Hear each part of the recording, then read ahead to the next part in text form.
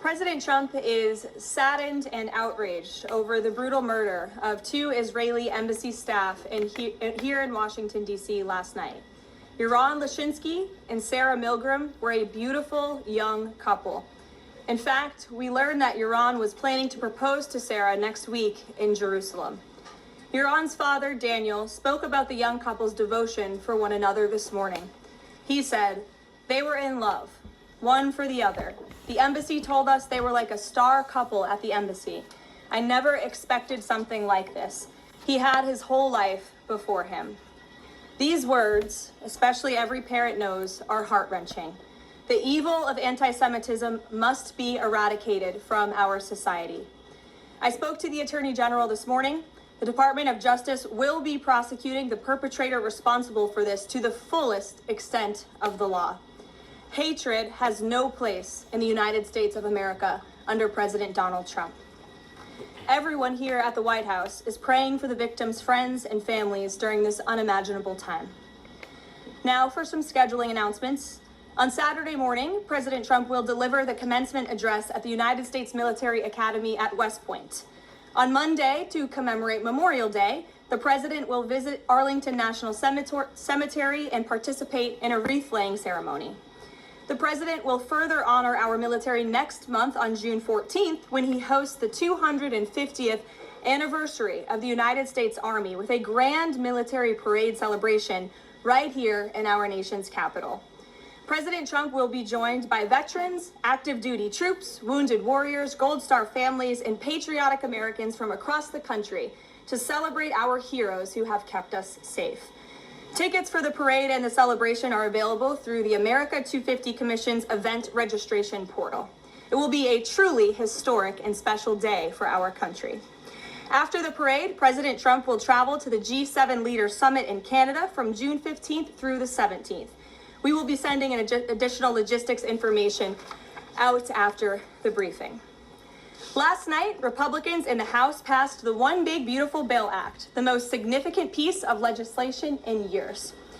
There were a lot of good faith negotiations in the Republican conference leading up to the final passage, but as always, President Trump came in at the end to bring all sides together and get this deal done. This One Big Beautiful Bill will implement President Trump's Make America Great Again agenda by delivering the largest tax cut in American history for middle-class families, the working class, and small businesses. The One Big Beautiful Bill fulfills President Trump's promises of no tax on tips, which was applauded today by the CEO of Uber, no tax on overtime, a Made in America auto tax break, Trump savings accounts for newborn babies, and substantial tax cuts for our amazing seniors' Social Security benefits. The One Big Beautiful Bill will permanently secure the border by delivering the largest border security investment in history, funding at least 1 million annual removals of illegal aliens to carry out the largest deportation campaign ever, finishing the Trump border wall, and giving pay raises and bonuses for our incredible ICE and Border Patrol agents.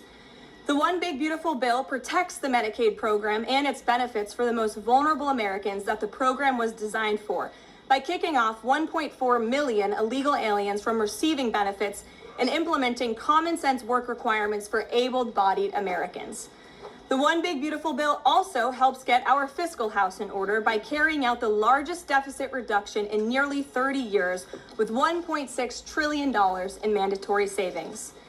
Every single Democrat in the House of Representatives who voted against all of these common sense and massively popular policies. The Democrat Party has never been more radical and out of touch with the needs of the American people. The One Big Beautiful Bill is the final missing piece toward ushering the golden age of America.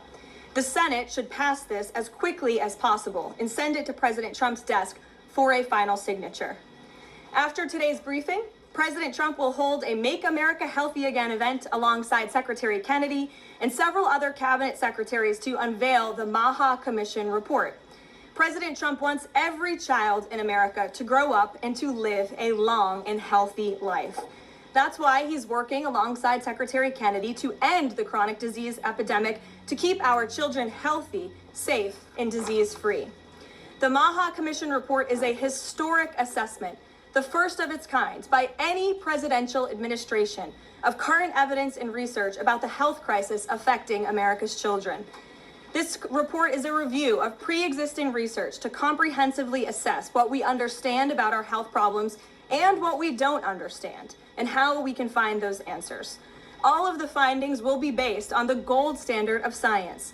And I think I speak for all MAHA moms across the country when I say we look forward to the president's event and remarks later this afternoon. And as we head into the Memorial Day weekend, a quick update on gas prices. According to the fuel savings platform Gas Buddy, the national average price of gasoline is expected to be $3.08 on Memorial Day. We expect that to continue to decline because of the president's energy policies. But this is down from Memorial Day last year. And adjusted for inflation, it's the second cheapest price for a gallon of gas on Memorial Day since 2003, thanks to President Trump. And finally, in other news, the Department of Homeland Security conducted a deportation flight from Texas to remove vicious illegal criminals in the United States. All of these individuals were sent or are trying to be sent to a third country. And President Trump promised to get vicious illegal alien murderers, rapists, and pedophiles like these out of our country, and he is trying to deliver on this promise. But no matter how upset this makes Democrats, we will continue to deport these monsters to keep Americans safe. And here are the heinous individuals who were on that flight. A Cuban national, convicted of homicide, armed robbery, false impersonation of an official, kidnapping, and robbery strong arm. A Cuban national convicted of attempted first-degree murder with a weapon. A citizen of Laos convicted of first-degree murder and robbery. A Mexican national convicted of second-degree murder. A citizen of South Sudan convicted of robbery and the possession of a firearm. A citizen of Burma convicted of lascivious acts with a child less than 12 years old. A citizen of Burma convicted of first-degree sexual assault involving a victim mentally and physically incapable of resisting. It's disgusting. And a Vietnamese national convicted of first-degree murder. Now, a liberal activist district court judge in the city of Boston, Massachusetts, is trying to force the president of the United States to bring these monsters back to our country. Judge Brian Murphy is ordering the Department of Homeland Security to give these illegal criminals 15 days to reopen their immigration cases with access to phones and attorneys. Every single one of these individuals, I will add, had final orders of removal from our country. And now Judge Murphy is forcing federal officials to remain in Djibouti for over 2 weeks, threatening our U.S. diplomatic relationships with countries around the world, and putting these agents' lives in danger by having to be with these illegal murderers, criminals, and rapists. This is completely absurd. Judge Brian Murphy is not the Secretary of State. He is not the Secretary of Defense or the Commander-in-Chief. He is a district court judge in Massachusetts. He cannot control the foreign policy or the national security of the United States of America, and to suggest otherwise is being completely absurd. According to new reporting about this judge, he's a registered Democrat in Massachusetts who during his Senate confirmation hearings failed to disclose his ties to a radical left-wing organization that claimed the word illegal to describe illegal aliens was inherently prejudicial.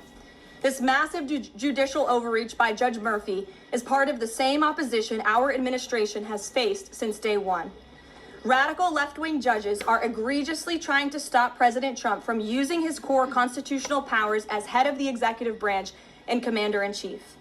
These judicial activists want to unilaterally stop President Trump from deporting foreign terrorists and keeping the American people safe. Nearly 80 million Americans re-elected this president to deport illegal criminals from our homeland, and polling consistently shows that 90% of Americans want illegal alien criminals, especially those with final orders of removal from our country, who have chosen to continue to stay here illegally. Americans want these people sent home. We hope the Supreme Court will continue to rein this in as soon as possible to restore proper constitutional order in our country. We'll take some questions. And here in our new media seat today, we have Jillian Michaels. She's a renowned personal health expert. I know all of you know her. I certainly do, watching fitness videos growing up. And a media powerhouse who continues to expand her reach with her podcast, Keeping It Real. Jillian, I know you're here today for the Make America Healthy Again event. We're proud to welcome you to the White House. Thanks for being in the briefing. Why don't you go ahead? Thank you for having me.